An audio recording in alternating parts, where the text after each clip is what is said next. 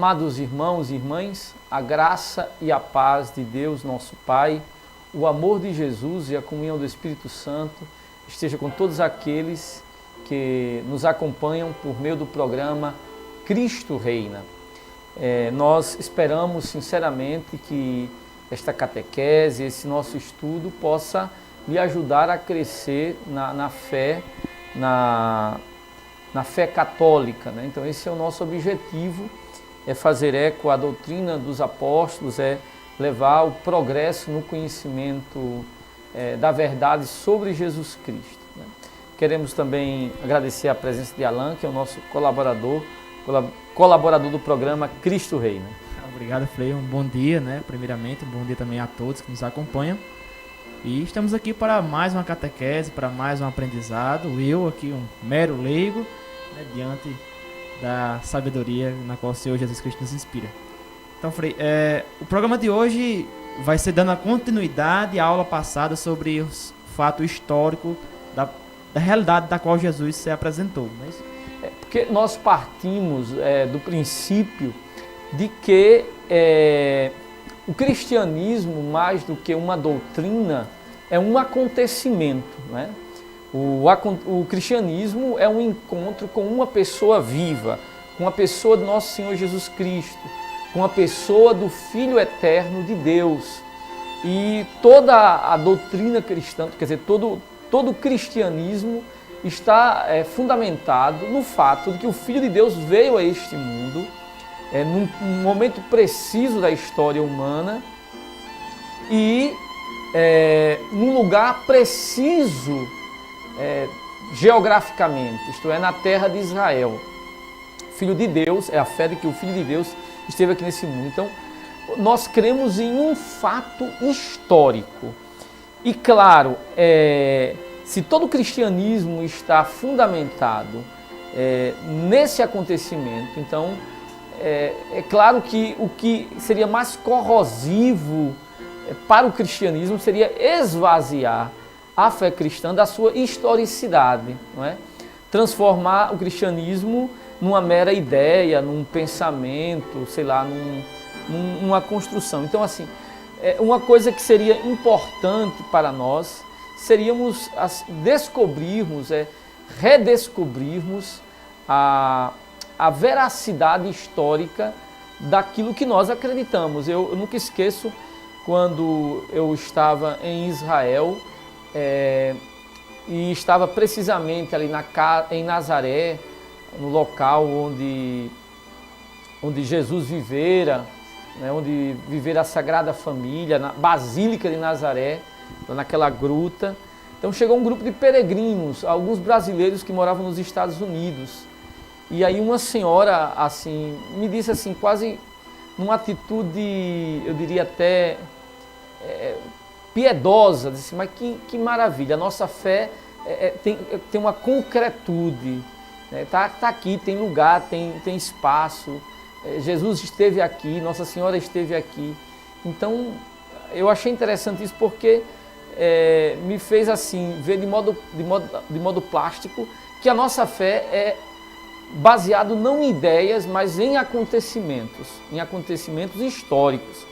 Por isso que no nosso último encontro nós refletimos sobre as provas extrabíblicas da existência real de Jesus Cristo, né? Os testemunhos, porque alguns não aceitam ou duvidam ou colocam em xeque a historicidade da pessoa de Jesus Cristo, porque dizem que os evangelhos, que são os principais testemunhos sobre a existência de Jesus, foram escritos por pessoas crentes. E aí nós começamos a verificar alguns testemunhos de escritores clássicos, como Tácitos, sobre a existência real. E nós vimos aqui o texto dele nos Anais, né, que é um texto do grande historiador romano chamado Tácitos. Então, a gente hoje vai dar continuidade a essa reflexão. Você também trouxe alguma leitura que você fez também sobre esse argumento. Sim, Frei. Só para iniciar, eu queria que o senhor nos mostrasse vamos dizer assim, os aparatos pedagógicos na qual o senhor está disponibilizando, né? Estou vendo que o senhor trouxe um livro aí de um pouco sobre a história dos hebreus, também um artigo na qual o senhor está se detendo, né? Exatamente. Também tem um livro, né, de Jesus de Nazaré, do Papa Bento XVI. E, como diria até, citando o documento do Concílio Vaticano II, Dei Verbum, que essa revelação, na verdade, é uma pessoa, né? E essa pessoa aconteceu, de fato, na história, né? Num tempo e num espaço. E com isso, até as próprias palavras de Jesus, na qual ele diz, né? E vós, quem dizeis que eu sou, né? Hoje, com essa realidade exegética moderna, muitos representam Jesus, né, como um simples fato misticista, né, como o senhor até mesmo falou, perde a essência, perde o sentido, como uma coisa que foi apenas crentes que escreveram, né? Até mesmo o Papa Bento XVI, no seu livro Jesus de Nazaré, ele coloca um fato na qual um autor, um filósofo, psiquiatra alemão, Karl Jaspers, diz o seguinte: ele coloca Jesus, deixa eu só citar aqui a passagem, ele coloca Jesus ele representa Jesus ao lado de Sócrates, de Buda e de Confúcio, como um dos 4 homens de referência da história, né? Ele tira o sentido na qual Jesus foi a revelação do Pai, de fato histórico, né, e coloca como um simples acontecimento ou realidade meramente ilustrativa, né? Então, a partir desse ponto, Frei, qual é o ponto central, assim, na realidade histórica, na catequese de hoje o senhor nos dará? Nós estamos sempre partindo do princípio de tentar verificar nas fontes extrabíblicas evidências da existência real de Jesus Cristo. Esse, basicamente, é o nosso argumento, né? Partindo do princípio de que a historicidade é um dado da nossa fé, não é? Jesus como um acontecimento, mais do que uma ideia, e obviamente não como um mito, como simplesmente um relato construído, mas como um fato acontecido. Esse aqui está o dado, né? A gente está partindo também sempre de um artigo da revista Biblical Archaeology Society, do senhor Lawrence McTilke, que ele fala Who was Jesus? Quem é Jesus? Quem foi Jesus, melhor dizendo. E hoje nós iremos abordar aqui. A semana passada nós falamos sobre Tácitos e dessa vez nós iremos falar aqui sobre Flávio Joséfo, né? Então, nosso argumento seria sobre Flávio Joséfo, né? Quem foi Flávio Joséfo e tentar, e por isso nós trouxemos a sua obra, né? Esse livro que contém as 3 grandes obras de Flávio Joséfo, que são a Antiguidades Judaicas, a Guerra Judaica e uma apologia que ele faz sobre si mesmo contra um dos seus oponentes, né? São 3 obras que estão contidas nesse livro. E nós iremos verificar se Flávio Joséfo se trata de um escritor judeu, né? Se trata, por isso que é importante, é o testemunho de uma pessoa não crente, não é? De um escritor judeu. O seu testemunho é precioso exatamente porque se trata de um testemunho de alguém de fora da comunidade cristã, não é? Então, é um testemunho assim precioso, né? Quem foi Flávio Joséfo? Então, vamos primeiro dizer quem foi esse senhor que escreveu essas 3 obras, né? Antiguidades Judaicas, Guerra Judaica e uma apologia que ele faz de si mesmo, né? Essas 3 obras. Então, veja, quem foi esse senhor? Antes de mais nada, é preciso dizer que é um aristocrata palestino,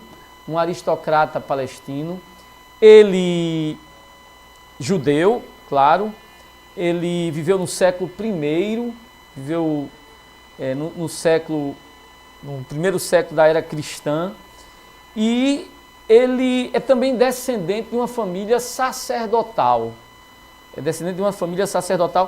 provavelmente da dinastia dos Asmoneus, né? Aquela dinastia que governou Israel depois da revolta macabaica, a revolta dos Macabeus. A sua família deve ter sido uma família real, né? Pertencia a essa família, essa dinastia que governou Israel até a chegada dos romanos, no ano 60 a.C., né? Quando começou a dominação romana, né? Quando Pompeu entrou em Jerusalém, tá certo? Bom, o que aconteceu é que, sim, um outro detalhe, ele pertencia à seita dos fariseus, né? Ele fala dos 3 grupos, das 3 seitas, os 3 grupos religiosos que existiam em Israel na época de Jesus, né? Os essênios, os fariseus e os saduceus, pelo menos desses 3 grupos que por ele são, que ele descreve esses 3 grupos religiosos, né? O que aconteceu é que a partir do ano 66, teve o início, 66 depois de Cristo, a revolta ou a guerra dos judeus, a gente chama ela de guerra judaico-romana, né? Os judeus se revoltaram, parte dos judeus se revoltou contra a dominação romana.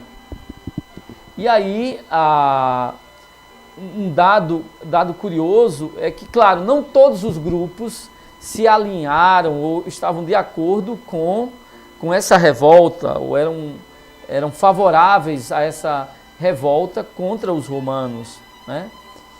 E aí no ano 66 teve início essa guerra que terminou no ano 70 e mais precisamente no ano 73, quando foi destruída a fortaleza de Massada, aquela fortaleza que foi construída por Herodes, tá certo? Então ali terminou a guerra judaico-romana. O fato é que Joséfo, ele foi preso, né? Ele se entregou. Tem um relato de que ele, vamos dizer assim, o local onde ele se encontrava foi conquistado pelos romanos e ele e os seus companheiros teriam se combinado para fazer uma espécie de suicídio, né, de 3 a 3. Mas o fato é que ele não cometeu esse suicídio, né? E sobreviveu, foi preso pelos romanos e levado como prisioneiro. Mas o fato é que ele conquistou a simpatia dos conquistadores, né? Ele conquistou os conquistadores, os romanos. Nessa época, a guerra foi o general Vespasiano, e quem conquistou Jerusalém foi o seu filho Tito, né? Tito foi quem conquistou a cidade de Jerusalém. E segundo o próprio Flávio Joséfo relata, ele teria profetizado que o general Vespasiano tornar-se-ia imperador. E por meio dessa profecia, ele conquistou, né, porque depois isso se tornou uma realidade. De fato, Vespasiano se tornou governador e a sua família, a família dos Flavianos, né, se tornou uma família imperial, né, uma espécie de dinastia, a família imperial. Porque, de fato, depois Vespasiano se tornou imperador, depois o seu filho Tito e depois Domiciano. Então, toda uma dinastia desta família governando o império. E ele, com essa profecia, conquistou, podemos assim dizer, a simpatia dos imperadores, não é? E o que aconteceu é que ele passou a ser patrocinado pelos conquistadores. Isso aqui está o dado curioso. Por essa razão, Flávio Joséfo não é visto com bons olhos por muitos judeus, porque ele é tido e havido como um traidor da causa judaica, né? Ele um traidor da causa judaica, né? O fato é que ele passou a viver em Roma, depois, quando isso aconteceu, né, que Vespasiano se tornou imperador, ele foi liberto e passou a ser patrocinado pelos flavianos, né? E em função disso, ele adotou o primeiro nome de Flávio em homenagem, não é? Em homenagem aos seus, vamos dizer assim, aos seus benfeitores, né? Então foi um modo dele homenagear os seus benfeitores, né? O seu nome é Joséfo, mas ele adotou o nome de Flávio em homenagem aos seus benfeitores, né? A família Flaviana. Então, no estilo romano, ele passou a se chamar Flávios Joséfos. Aqui é a primeira curiosidade, porque só frisando isso aqui. O Flávio aqui é uma homenagem, claro, não sei se você sabia, aos flavianos, né? E ele escreveu aí essas obras, de certa forma, com uma certa defesa, uma espécie de apologia ao imperador, né? Mas o interessante é que o Flávio Joséfo, embora com todo esse quadro que aparentemente poderia interpretado por algum como uma espécie de traidor do judaísmo, na verdade as suas obras, as suas duas obras, sobretudo, Antiguidades Judaicas e Guerra Judaica, ele exalta o judaísmo, não é? Ao mesmo tempo que se alinha ao imperador, que na verdade era o pior inimigo do judaísmo, né? Isso aqui é uma espécie de contradição, né? Ao mesmo tempo que ele exalta o judaísmo, com seus escritos, né? Até tentando mostrar e apresentar o judaísmo como uma filosofia elevada para a classe letrada de Roma, né? para os filósofos, né? Ele, na verdade, isso também está ao lado daqueles que foram os principais inimigos dos judeus, porque Tito, da família Flaviano, foi quem destruiu o templo de Jerusalém, não é? Então, aqui é uma certa contradição, né? Pois bem, ele faz escreve essas duas obras, como já dissemos, só recordando, Guerra Judaica e Antiguidade Judaica, essas duas obras, sobretudo, e ele enaltece o judaísmo. Para nós, especialmente, o livro Antiguidade Judaica, ele tem um certo interesse sobre o tema que nós estamos abordando, que é a historicidade da pessoa de Jesus Cristo. Então, essa obra é particularmente importante para nós. Só frisando, Antiguidade Judaica, porque as principais obras dele são duas, né? Guerra Judaica e Antiguidade Judaica. Mas para nós, o mais importante é a Antiguidade Judaica, porque a Guerra Judaica, ela não faz nenhuma referência a Cristo, ou se tem alguma referência, os estudiosos, os eruditos, negam que essa referência seja autêntica, né? Talvez mais um acréscimo de um copista, mas o que é tranquilo é que, de fato, as referências a Jesus e ao cristianismo,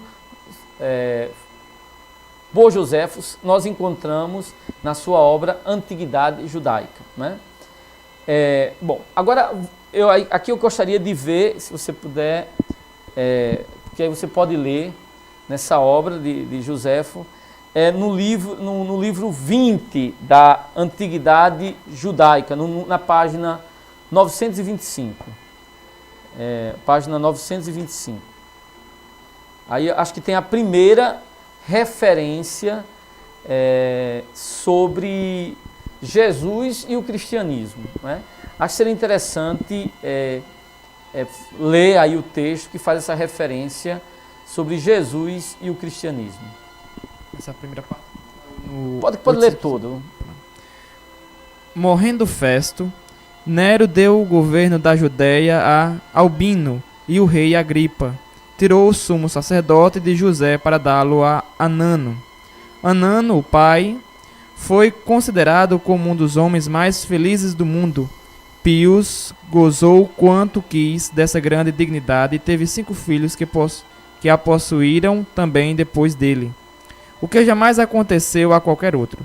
Anano, um dos que nós falamos agora, era homem ousado e empreendedor, da seita dos saduceus, que, como dissemos, são os mais severos de todos os judeus e os mais rigorosos nos julgamentos. Ele aproveitou o tempo da morte de Festo, e Albino ainda não tinha chegado, para reunir um conselho, diante do qual fez comparecer Tiago, irmão de Jesus, chamado Cristo, e alguns outros. Bom, aqui aparece aí a citação de Flávio José, a referência de Flávio Josefo a Jesus,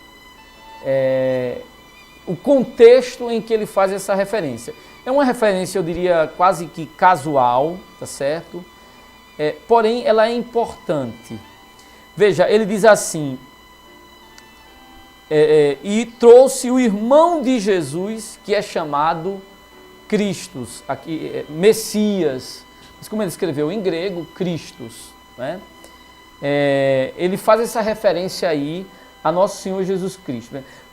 Vejamos qual é a ocasião em que ele faz essa referência.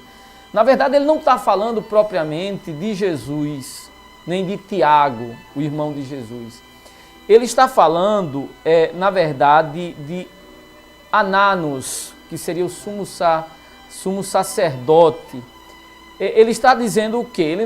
O argumento principal nem é Tiago e nem é Jesus. O que acontece é que morreu o governador da Judéia, não é? Festus, e o imperador nomeou Albinus.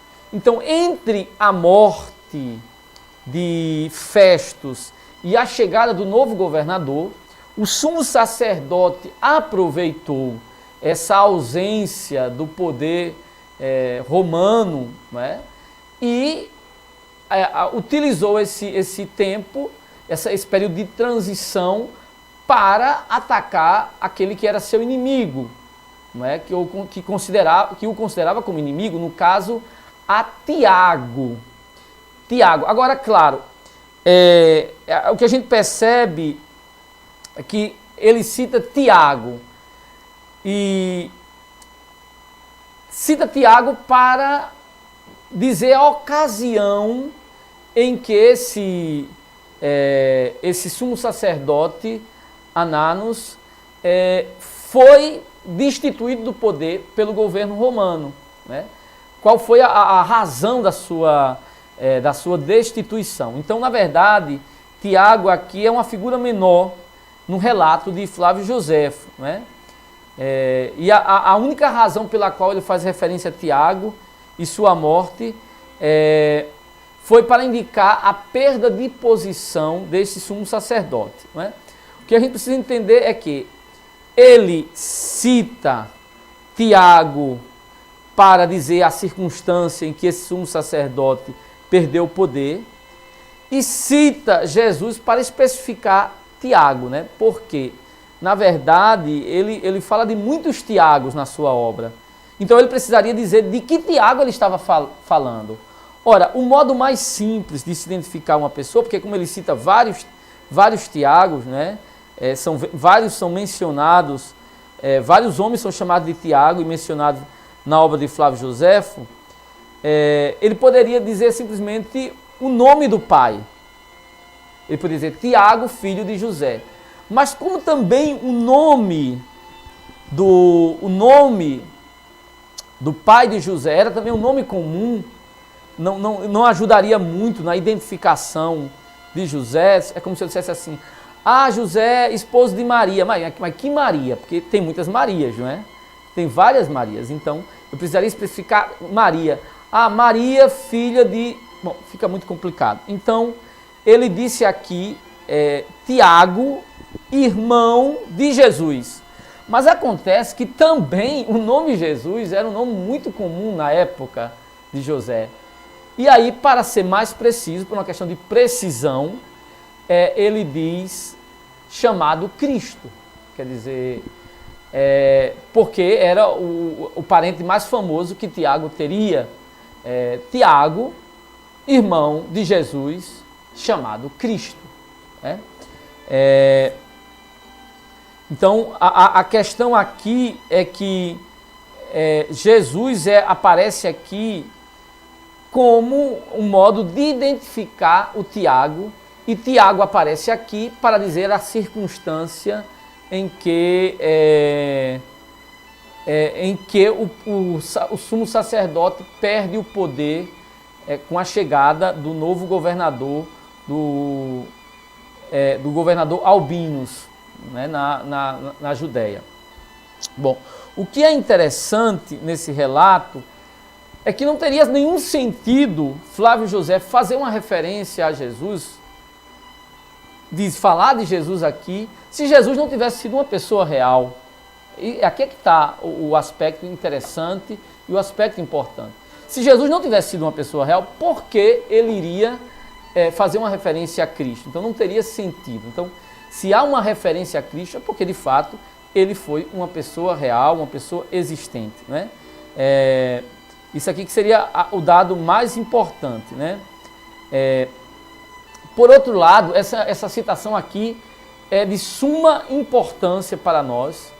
Embora eu falei que na antiguidade judaica existem duas referências, essa é a menor, a segunda que nós encontraremos no livro 18, ela é maior, porém, e talvez mais rica de informações, essa bem sucinta, quase que uma informação fortuita, porém ela é mais importante. Por que ela é mais importante? Porque essa citação ela é mais significativa.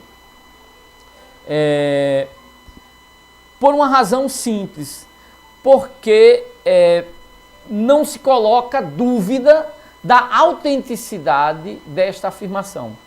Não se coloca os estudiosos, os eruditos, né, os especialistas, não colocam em dúvida o fato de que essa frase, que essa afirmação tenha realmente sido feita por Flávio Joséfo.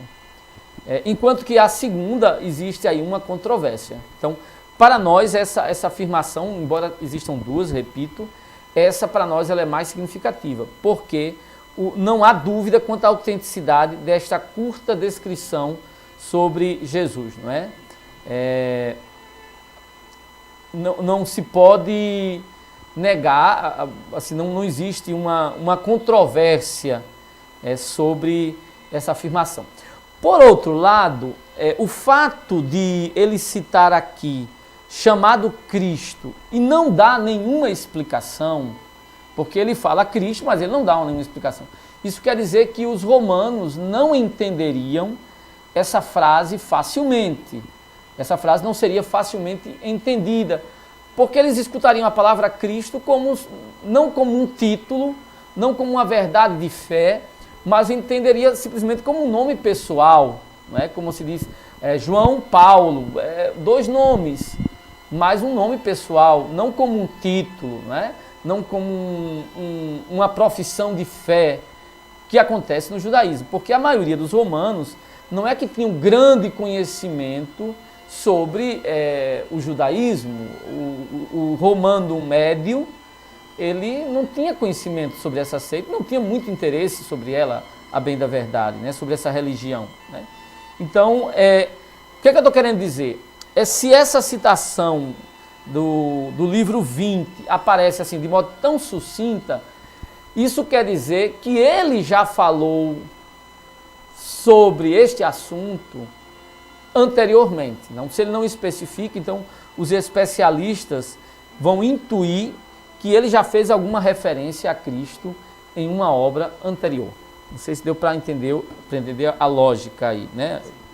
Então pronto, essa é a primeira questão, né?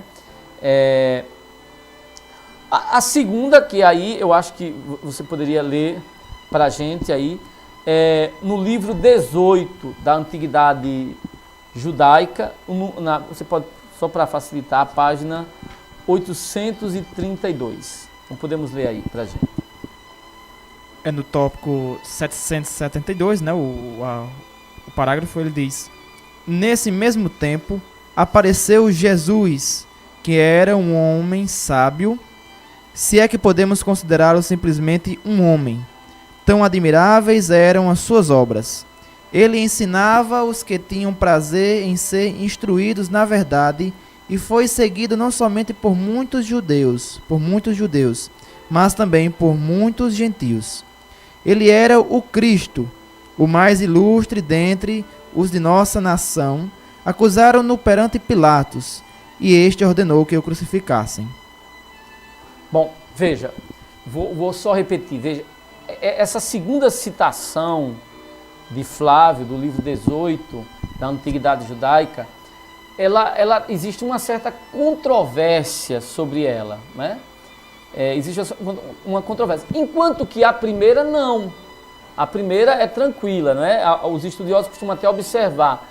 Ora, o modo como Flávio Joséfo cita Tiago, não é? É improvável que tenha sido uma adição dos cristãos.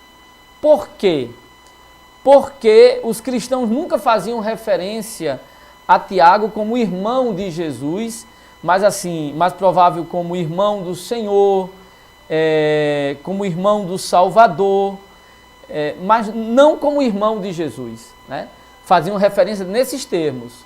Então, esse modo de colocar Tiago, irmão de Jesus, é uma indicação de que aqui se trata de um texto autêntico de Flávio Joséfo. Aqui não tem dúvida, né?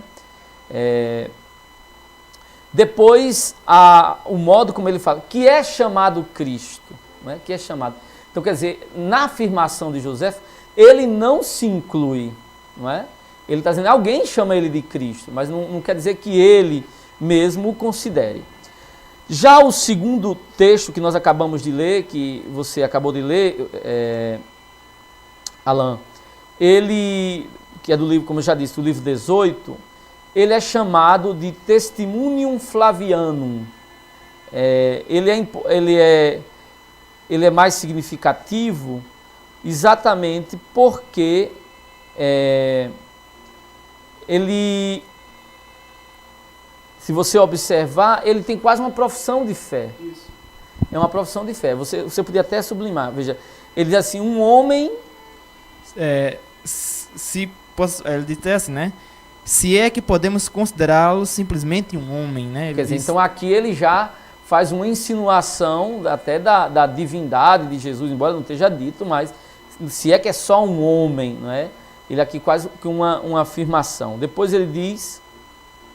Ele ensinava os que tinham prazer em ser instruídos na verdade. Pronto, tudo bem, pode andar adiante. E foi seguido não somente por muitos judeus, mas também por muitos gentios. Ele era o Cristo, o mais ilustre dentre... Aí ele dizia, ponto. Os mais ilustres dentre os de nossa nação acusaram-no perante Pilatos, e este ordenou que o crucificassem. Bom, aqui eu queria chamar a atenção, porque ele diz assim, que ele afirma aí que é Cristo. Então, claro, o fato é que a ideia fundamental é o seguinte: o testemunho flaviano, não é? Testimonium Flavianum, né, no latim. A dúvida que fica, a questão que fica para nós é o seguinte: será que esse texto ele é autêntico? Porque aí você tem uma profissão de fé, não é?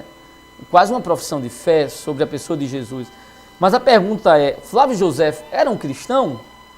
Bom, quando se estuda a sua obra, não existe nenhuma indicação de que ele pertencesse, de que ele tivesse fé cristã.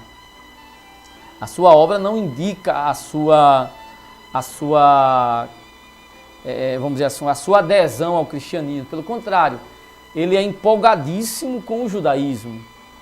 Ele elogia o judaísmo, ele enaltece o judaísmo, ele louva, né? Inclusive ele se alegra com a conversão de gentios ao judaísmo. Ele tenta defender e passar para os romanos a ideia, como nós já dissemos, de que o judaísmo é um sistema religioso elevado, não é? Não é uma superstição, como alguns gostariam de fazer crer, mas aí aparece de outra forma. Então, quais seria, diante desse chamado testemunho flaviano, nós temos 3 hipóteses. A primeira, ele é totalmente autêntico. A segunda, é totalmente falso. A terceira, seria realmente um texto autêntico com algumas interpolações cristãs. Então, o fato é que, baseado nos artigos que nós tivemos acesso, é que o mais provável, né, hoje os estudiosos, quase que uma certa unanimidade, bom, pelo menos do que eu li, né, do que eu tive acesso, é de que não seria autêntico, né? O texto não seria todo autêntico. Mas, ao mesmo tempo, não seria correto dizer que esse texto é todo falso. E por quê? Porque quando você lê o texto, se você puder ler mais uma vez o texto aí. Eu vou ler o parágrafo todo aqui. Começando, por volta desse tempo viveu... Sim. Nesse mesmo tempo, apareceu Jesus, que era um homem sábio, se é que podemos considerá-lo simplesmente um homem. Tão admiráveis eram as suas obras. Ele ensinava os que tinham prazer em ser instruídos na verdade, e foi seguido não somente por muitos judeus, mas também por muitos gentios. Ele era o Cristo. O mais ilustre dentre os de nossa nação acusaram perante Pilatos, e este ordenou que o crucificassem. Os que o haviam amado durante a sua vida não o abandonaram depois da morte. E ele lhes apareceu ressuscitado e vivo no 3º dia, como os santos profetas haviam predito, dizendo também que ele faria muitos outros milagres. É dele que os cristãos, os quais vemos ainda hoje, tiraram o seu nome. Bom, a primeira coisa que a gente poderia dizer é que uma análise, alguns estudiosos, de uma análise dessa passagem, percebe que, de fato, a linguagem, ela vamos dizer assim, ela é típica de Flávio Joséfo. Por exemplo, algumas expressões aí que são típicas dele, por exemplo, um homem sábio, então está bem de acordo com a linguagem desse escritor. Depois, quando se fala dessa busca pela verdade, né? Depois o fato de que se refere a Jesus, a questão dos gentios, e assim a gente pode identificar que de fato o texto é autêntico, porém com algumas, porque aqui nós estamos falando aqui do texto grego, né, que o texto teria sido escrito originalmente em grego para a classe letrada de Roma, né? Era a língua mais erudita, a língua da cultura propriamente, não é? Agora, quando você pega esse mesmo texto em outras línguas, aí você percebe um pouco a diferença.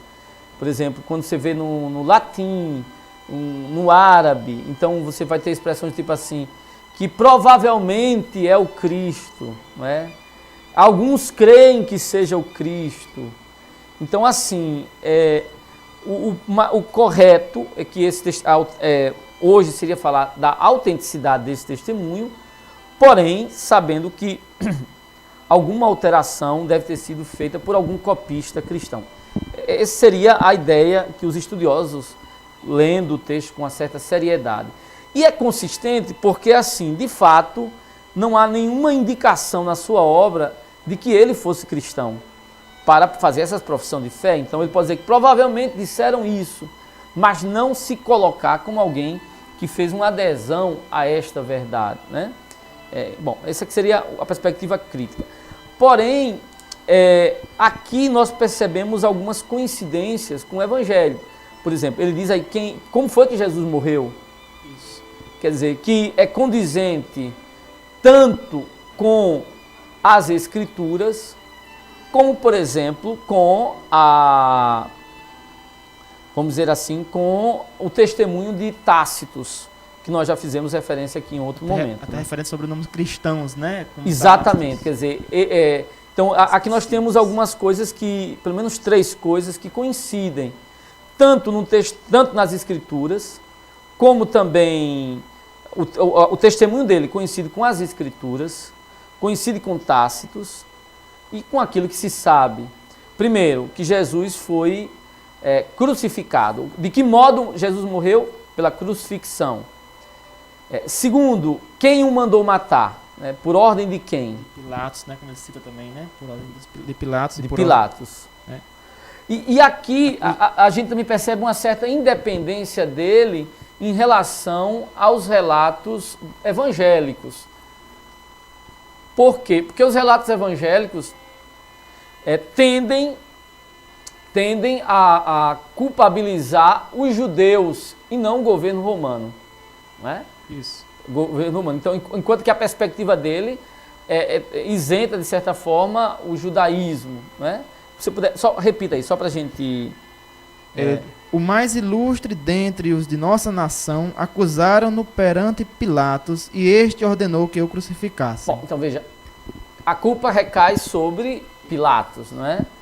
Pilatos ordenou que o crucificasse, enquanto que o Evangelho ainda tenta, assim, amenizar um pouco a situação para o lado de Pilatos, né? Lavar as mãos, veja. Ele diz assim claramente, quem ordenou foi Pilatos, né? Então a gente percebe que é um testemunho independente daquela fonte cristã, certo? E depois a questão do nome de cristãos. Então esses 3 aspectos eu penso que são interessantes sobre esse tema, né? O fato de que ele faz depender o nome de cristão da pessoa do fundador do cristianismo, que é Jesus Cristo. Então a gente percebe aqui esse testemunho inequívoco de que Jesus não é um mito, de que a pessoa de Jesus Cristo não é um conto da carochinha, mas que de fato é uma pessoa real, ele existiu, e aqueles que não são cristãos também dão conta, afirmam a existência histórica de Jesus. Então, a gente termina essa nossa catequese, ou mais que uma catequese, um estudo, não é? Sobre a catequese aqui, é apenas a reafirmar o fato, né? E a gente está tentando corroborar o fato, a compreensão de que o Evangelho, mais do que transmitir uma ideia, nos dá testemunho de um acontecimento, de um fato, de algo acontecido, não é? A pessoa de nosso Senhor Jesus Cristo, que existiu no tempo e no espaço, na história, e até os pagãos, vamos dizer assim, nos dão indicação da sua existência real, certo? É interessante, Frei, sobre tudo isso, que nós não estamos dispondo aqui, né, ainda de catecismo, da Sagrada Escritura, mas até agora isso nos foi falado a respeito de extras, né, extra bíblica, né, ou seja, documentários de pessoas, né, pagãs. A semana passada foi Tácitos, hoje Flávio José, né, que autenticaram a veracidade do fato histórico na qual Jesus... Do Evangelho, exatamente. Né? Então, na próxima semana, esperamos poder dar continuidade à nossa reflexão e, enfim, contribuir, de certa forma, para o nosso crescimento na fé e para dar substrato àquilo no qual acreditamos. Que Deus nos abençoe e nos proteja, em nome do Pai, do Filho e do Espírito Santo. Amém. Louvado seja nosso Senhor Jesus Cristo. Para sempre seja louvado.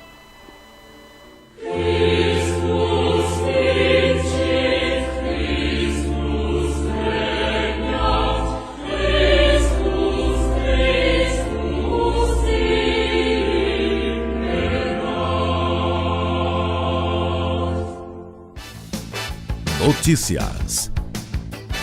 Entretenimento. Você bem informado na TV ao Sol. A TV online de Catolé do Rocha.